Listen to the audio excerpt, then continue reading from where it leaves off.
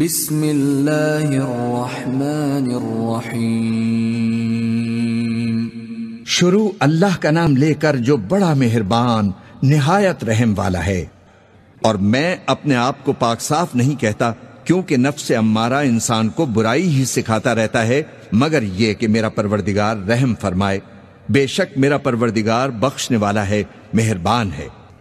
اور بادشاہ نے حکم دیا کہ اسے میرے پاس لاؤ، میں اسے اپنا مصاحب خاص بناؤں گا۔ پھر جب ان سے گفتگو کی تو کہا کہ آج سے تم ہمارے ہاں صاحب منزلت ہو، صاحب اعتبار ہو۔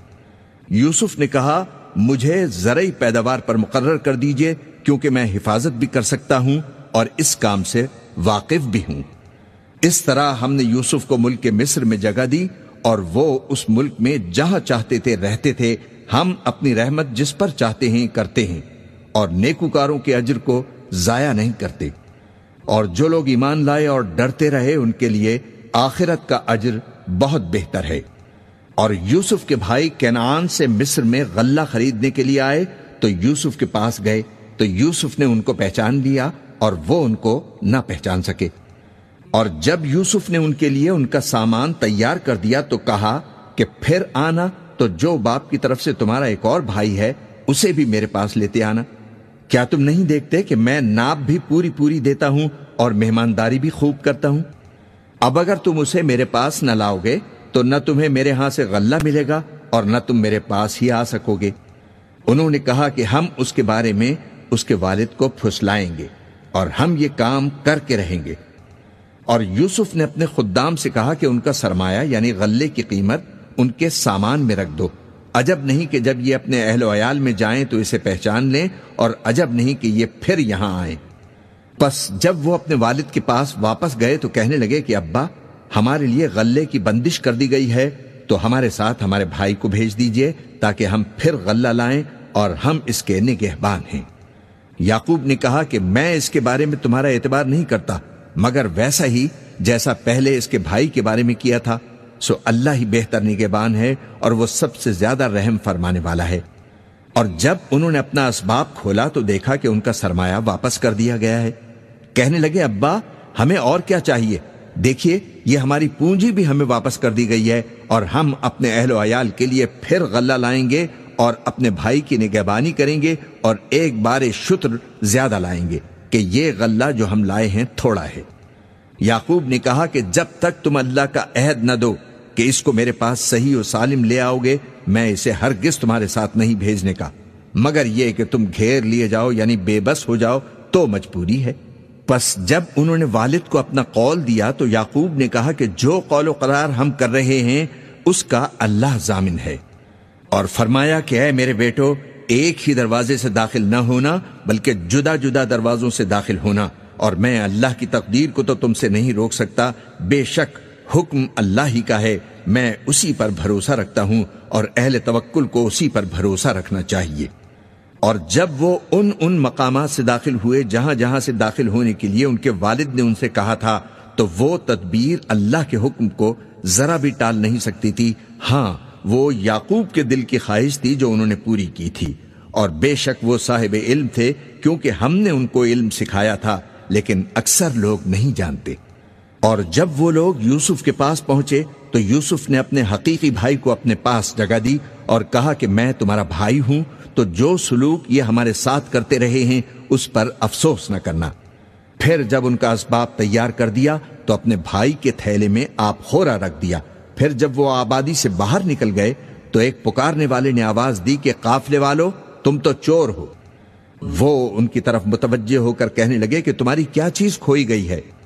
وہ بولے کہ بادشاہ کا کٹورا کھویا گیا ہے، اور جو شخص اس کو لے آئے اس کے لیے ایک بار شتر انعام، اور میں اس کا ضامن ہوں۔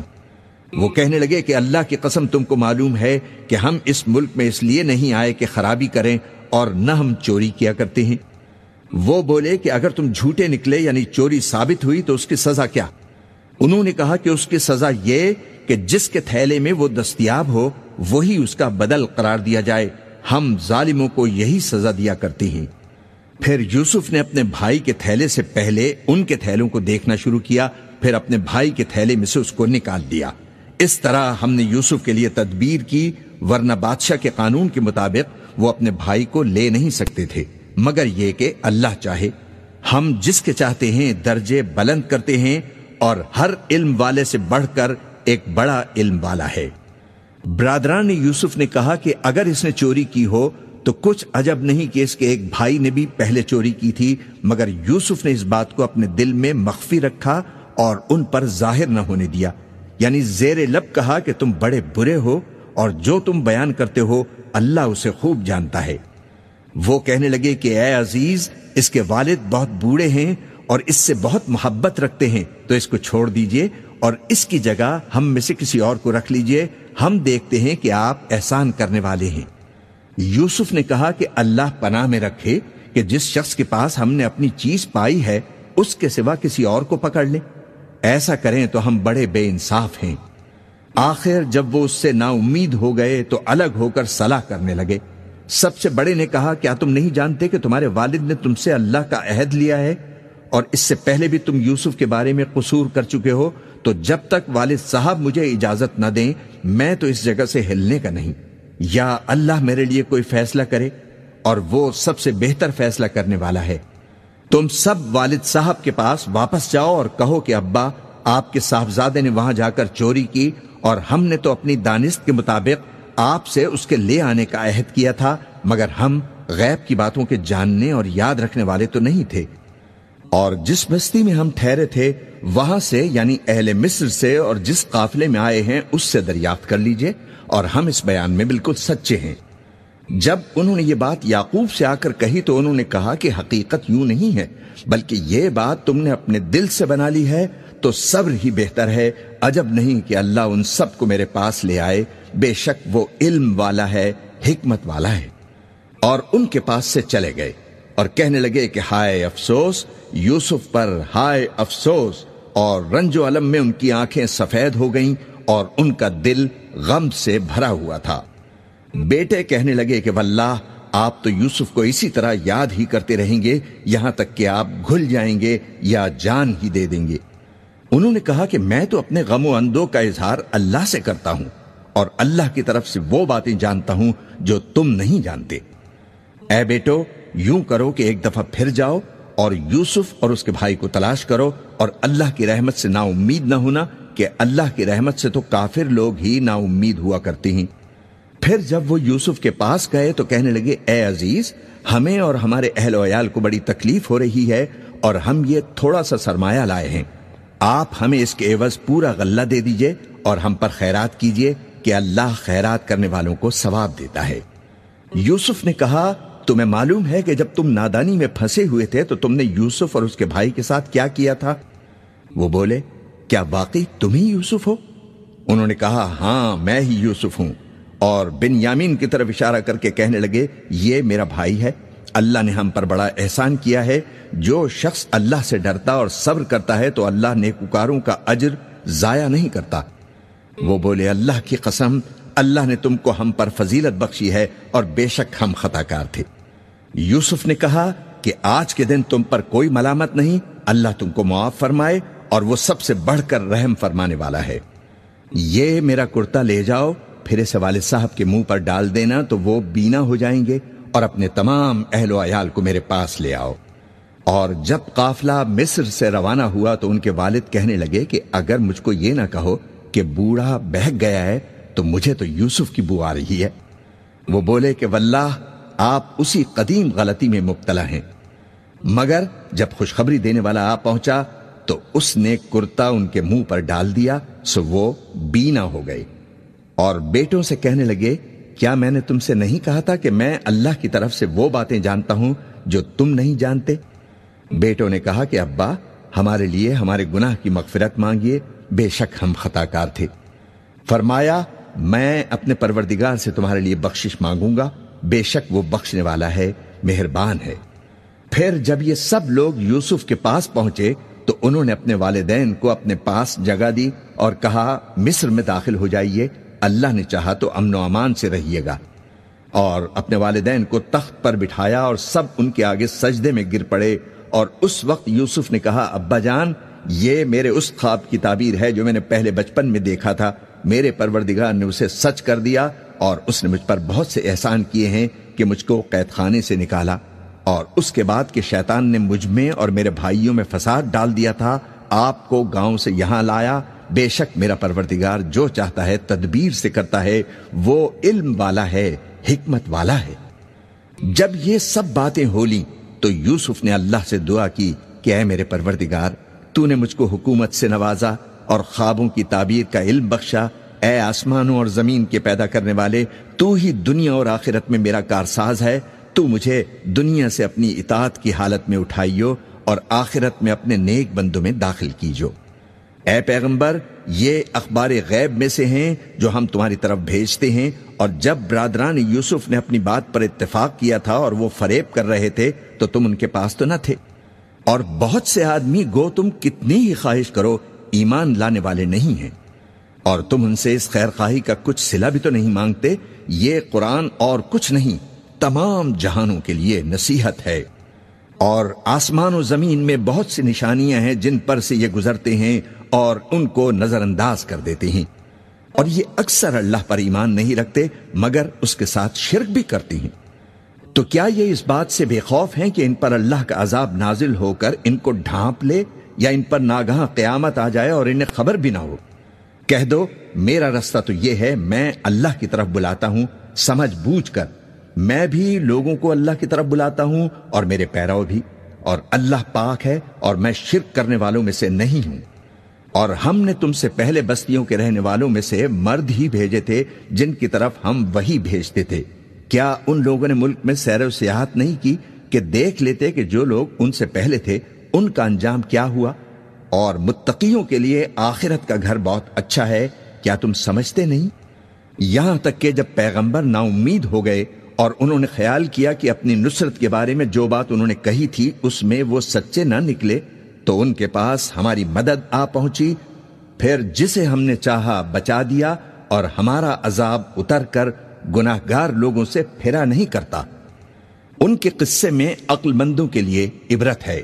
یہ قرآن ایسی بات نہیں ہے جو اپنے دل سے بنائی گئی ہو، بلکہ جو کتابیں اس سے پہلے نازل ہوئی ہیں ان کی تصدیق کرنے والا ہے، اور ہر چیز کی تفصیل کرنے والا، اور مومنوں کے لیے ہدایت اور رحمت ہے۔ بسم اللہ الرحمن الرحیم۔ شروع اللہ کا نام لے کر جو بڑا مہربان نہایت رحم والا ہے۔ الف لام میم را۔ اے نبی، یہ کتاب الہی کی آیتیں ہیں، اور جو کچھ تمہارے پروردگار کی طرف سے تم پر نازل ہوا ہے حق ہے، لیکن اکثر لوگ ایمان نہیں لاتے۔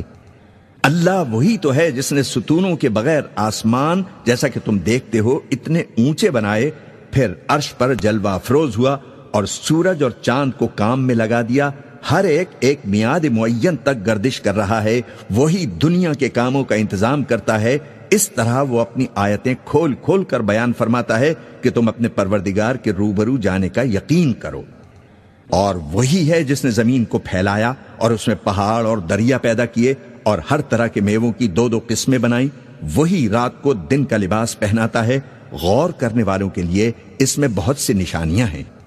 اور زمین میں کئی طرح کے قطعات ہیں ایک دوسرے سے ملے ہوئے، اور انگور کے باغ اور کھیتی اور کھجور کے درخت، بعض کی بہت سی شاخیں ہیں اور بعض کی اتنی نہیں ہوتی، باوجود ہے کہ پانی سب کو ایک ہی ملتا ہے۔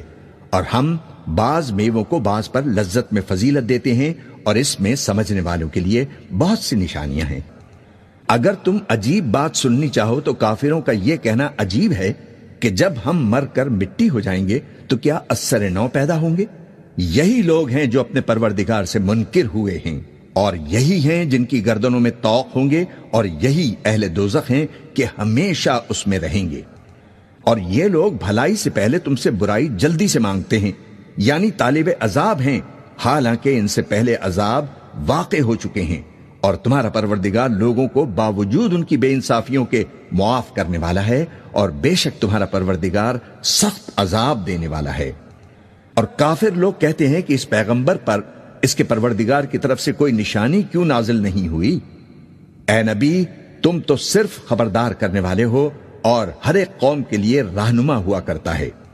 اللہ ہی اس بچے سے واقف ہے جو عورت کے پیٹ میں ہوتا ہے اور وہی پیٹ کے سکڑنے اور بڑھنے سے بھی واقف ہے، اور ہر چیز کا اس کے ہاں ایک اندازہ مقرر ہے۔ وہ چھپی اور ظاہر چیزوں کا جاننے والا ہے، سب سے بزرگ ہے، عالی رتبہ ہے۔ کوئی تم میں سے چپکے سے بات کہے یا پکار کر، یا رات کو کہیں چھپ جائے یا دن کی روشنی میں کھلم کھلا چلے پھرے، اللہ کے نزدیک برابر ہے۔ اس کے آگے اور پیچھے اللہ کے چوکیدار ہیں جو اللہ کے حکم سے اس کی نگرانی کرتے ہیں۔ اللہ اس نعمت کو جو کسی قوم کو حاصل ہے نہیں بدلتا جب تک کہ وہ اپنی حالت کو نہ بدلے، اور جب اللہ کسی قوم کے ساتھ برائی کا ارادہ کرتا ہے تو وہ پھر نہیں سکتی، اور اللہ کے سوا ان کا کوئی مددگار نہیں ہوتا۔ وہی تو ہے جو تم کو ڈرانے اور امید دلانے کے لیے بجلی دکھاتا اور بھاری بھاری بادل پیدا کرتا ہے، اور رعد اور فرشتے سب اس کے خوف سے اس کی تسبیح و تحمید کرتے رہتے ہیں، اور وہی بجلیاں بھیجتا ہے، پھر جس پر چاہتا ہے گرا بھی دیتا ہے، جبکہ وہ اللہ کے بارے میں جھگڑتے ہیں، اور وہ بڑی قوت والا ہے۔ کام کا پکارنا تو اسی کا ہے، اور جن کو یہ لوگ اس کے سوا پکارتے ہیں وہ ان کی پکار کو کسی طرح قبول نہیں کرتے، مگر اس شخص کی طرح جو اپنے دونوں ہاتھ پانی کی طرف پھیلا دے تاکہ دور ہی سے اس کے منہ تک آ پہنچے، حالانکہ وہ اس تک کبھی بھی نہیں آ سکتا، اور اسی طرح کافروں کی پکار بیکار ہے۔ اور جتنی مخلوقات آسمانوں اور زمین میں ہے، خوشی سے یا ناخوشی سے اللہ کے آگے سجدہ کرتی ہے، اور ان کے سائے بھی صبح و شام سجدے کرتے ہیں۔ قرآن پڑھیں یا سنیں، اس میں وہ آیت مبارکہ جس میں سجدے کا حکم آیا ہے تو ہمیں چاہیے سجدہ تلاوت ادا کریں۔ ان سے پوچھو کہ آسمان اور زمین کا پروردگار کون ہے، تم ہی کہہ دو کہ اللہ۔ ان سے کہو تو کیا تم نے اللہ کو چھوڑ کر ایسے لوگوں کو کارساز بنایا ہے جو خود اپنے نفع و نقصان کا بھی اختیار نہیں رکھتے؟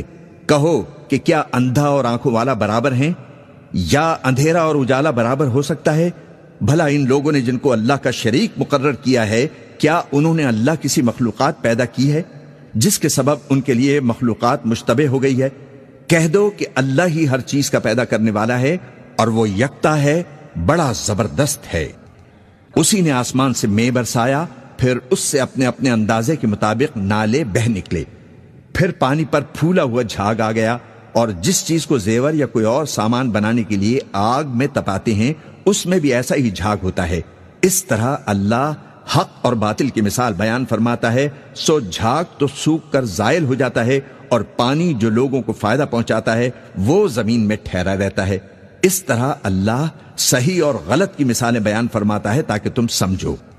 جن لوگوں نے اللہ کے حکم کو قبول کیا ان کی حالت بہت بہتر ہوگی، اور جنہوں نے اس کو قبول نہ کیا، اگر روئے زمین کے سب خزانے ان کے اختیار میں ہوں تو وہ سب کے سب اور ان کے ساتھ اتنے ہی اور نجات کے بدلے میں صرف کر ڈالیں، مگر نجات کہاں؟ ایسے لوگوں کا حساب بھی برا ہوگا، اور ان کا ٹھکانہ بھی دوزخ ہے، اور وہ بری جگہ ہے۔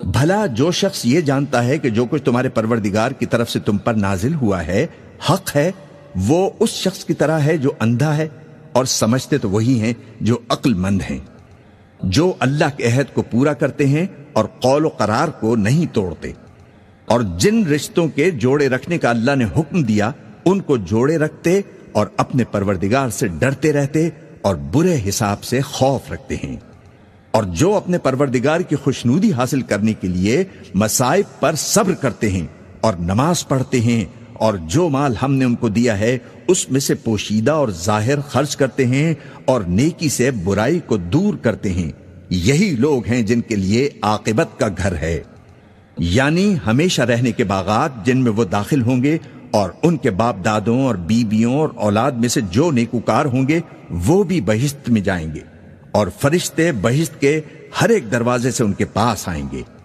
اور کہیں گے تم پر سلام ہو، یہ تمہاری ثابت قدمی کا بدلہ ہے، اور عاقبت کا گھر خوب گھر ہے۔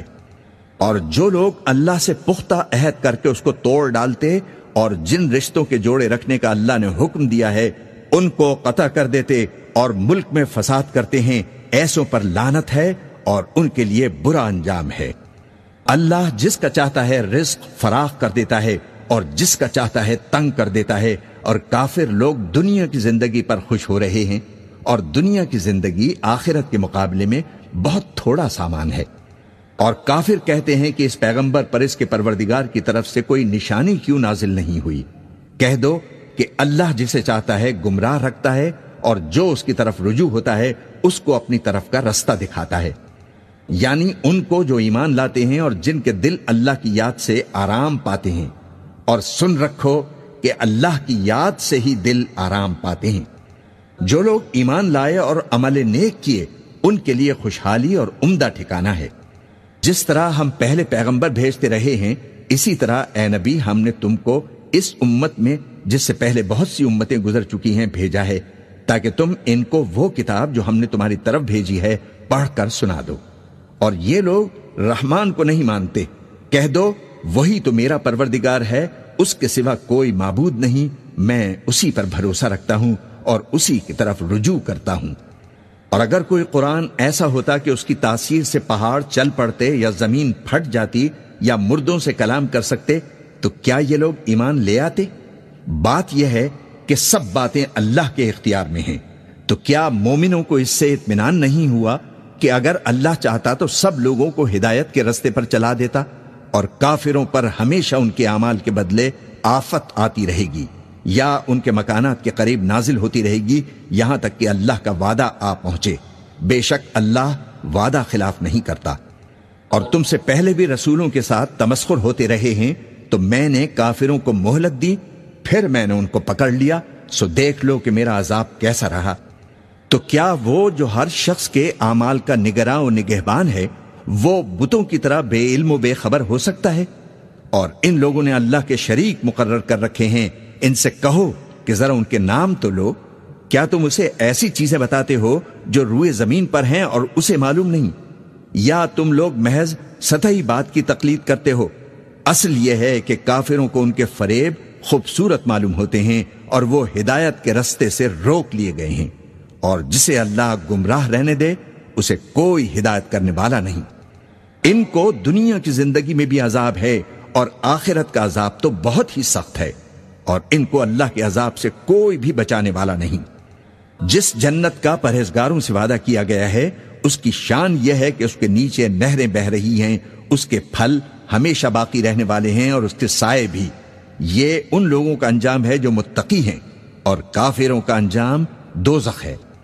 اور جن لوگوں کو ہم نے کتاب دی ہے وہ اس کتاب سے جو تم پر نازل ہوئی ہے خوش ہوتے ہیں، اور بعض فرقے اس کی بعض باتیں نہیں بھی مانتے۔ کہہ دو کہ مجھ کو یہی حکم ہوا ہے کہ اللہ ہی کی عبادت کروں اور اس کے ساتھ کسی کو شریک نہ بناؤں۔ میں اسی کی طرف بلاتا ہوں اور اسی کی طرف مجھے لوٹنا ہے۔ اور اسی طرح ہم نے اس قرآن کو عربی زبان کا فرمان بنا کر نازل کیا ہے، اور اگر تم علم آ جانے کے بعد ان لوگوں کی خواہشات کے پیچھے چلو گے تو اللہ کے سامنے کوئی نہ تمہارا مددگار ہوگا اور نہ کوئی بچانے والا۔ اور اے نبی ہم نے تم سے پہلے بھی پیغمبر بھیجے تھے اور ان کو بیویاں اور اولاد بھی دی تھیں، اور کسی پیغمبر کے اختیار کی بات نہ تھی کہ اللہ کے حکم کے بغیر کوئی نشانی لے آتا۔ ہر حکم قضا کتاب میں لکھا ہوا ہے۔ اللہ جس چیز کو چاہتا ہے مٹا دیتا ہے اور جس چیز کو چاہتا ہے باقی رکھتا ہے، اور اسی کے پاس اصل کتاب ہے۔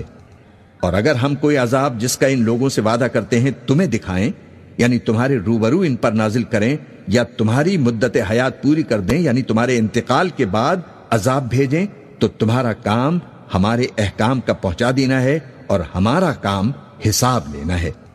کیا انہوں نے نہیں دیکھا کہ ہم زمین کو اس کے کناروں سے گھٹاتے چلے آ رہے ہیں؟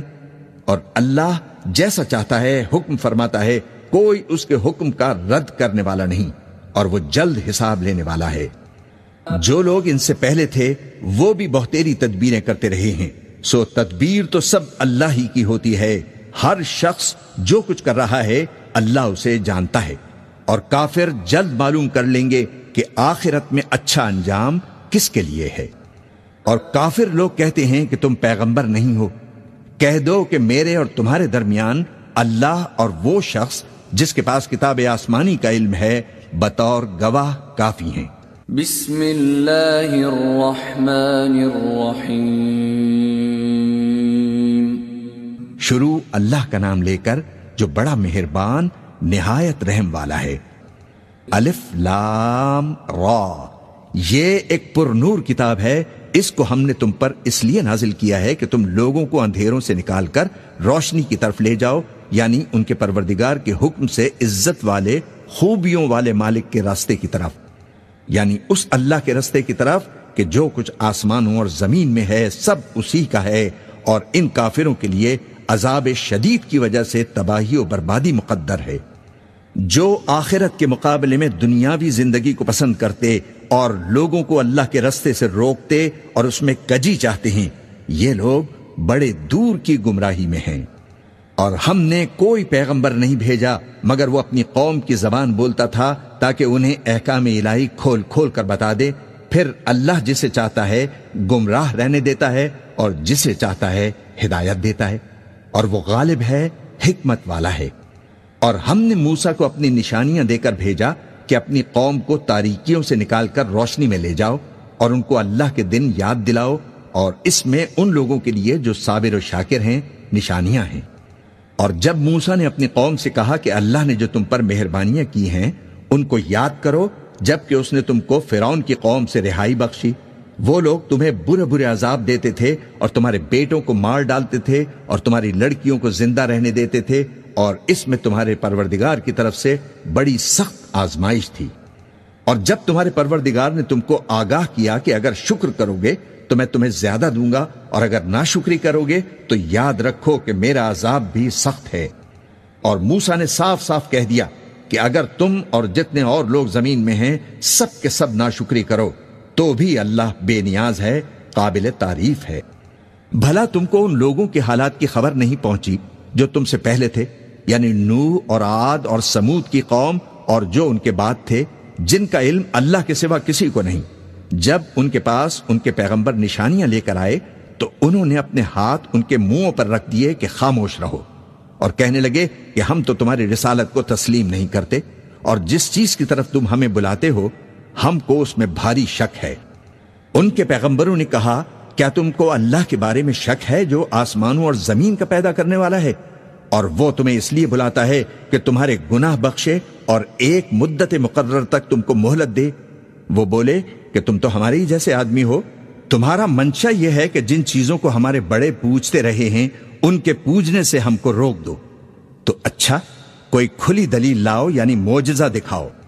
ان کے پیغمبروں نے ان سے کہا کہ ہاں ہم تمہارے ہی جیسے آدمی ہیں، لیکن اللہ اپنے بندوں میں سے جس پر چاہتا ہے نبوت کا احسان کرتا ہے، اور ہمارے اختیار کی بات نہیں کہ ہم اللہ کے حکم کے بغیر تم کو تمہاری فرمائش کے مطابق معجزہ دکھائیں، اور اللہ ہی پر مومنوں کو تو بھروسہ رکھنا چاہیے۔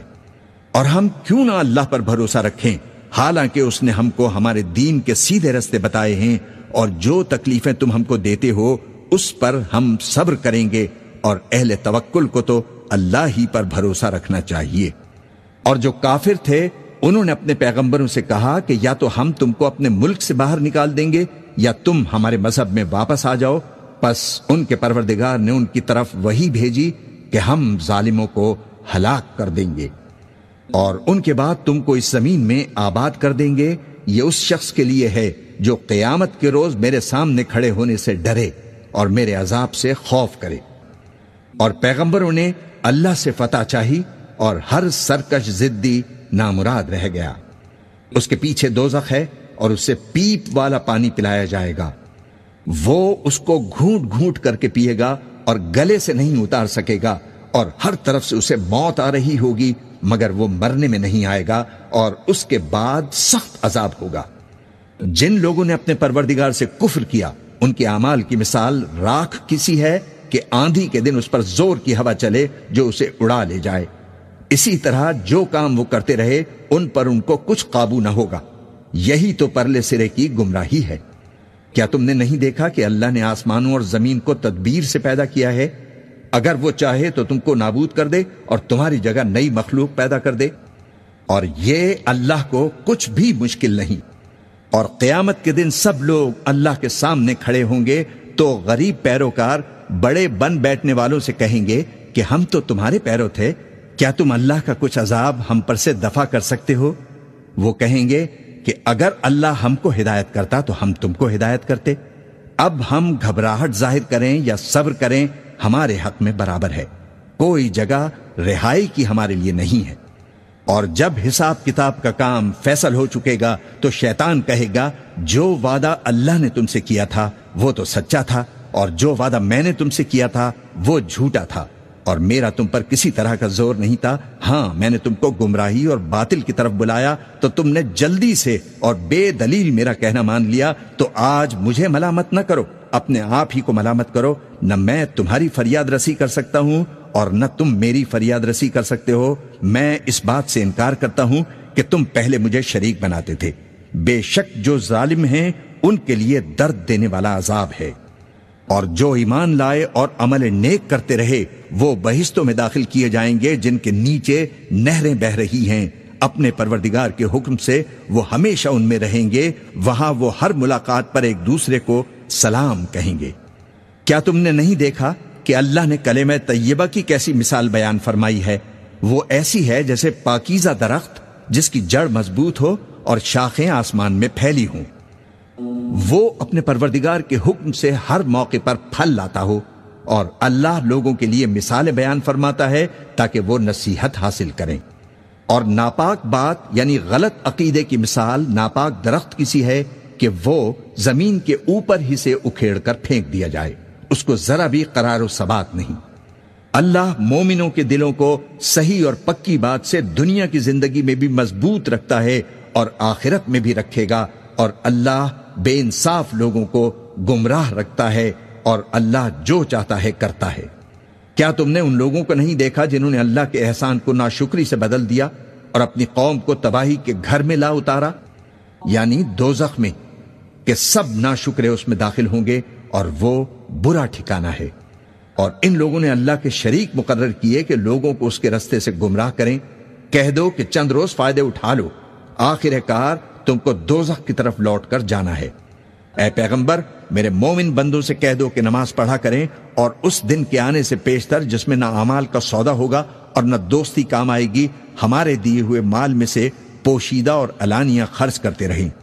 اللہ ہی تو ہے جس نے آسمان اور زمین کو پیدا کیا اور آسمان سے مے برسایا، پھر اس سے تمہارے کھانے کے لیے پھل پیدا کیے، اور کشتیوں اور جہازوں کو تمہارے زیر فرمان کیا تاکہ وہ سمندر میں اس کے حکم سے چلیں، اور نہروں کو بھی تمہارے زیر فرمان کیا، اور سورج اور چاند کو تمہارے لیے کام میں لگا دیا کہ دونوں دن رات ایک ڈگر پر چل رہے ہیں، اور رات اور دن کو بھی تمہاری خاطر کام میں لگا دیا۔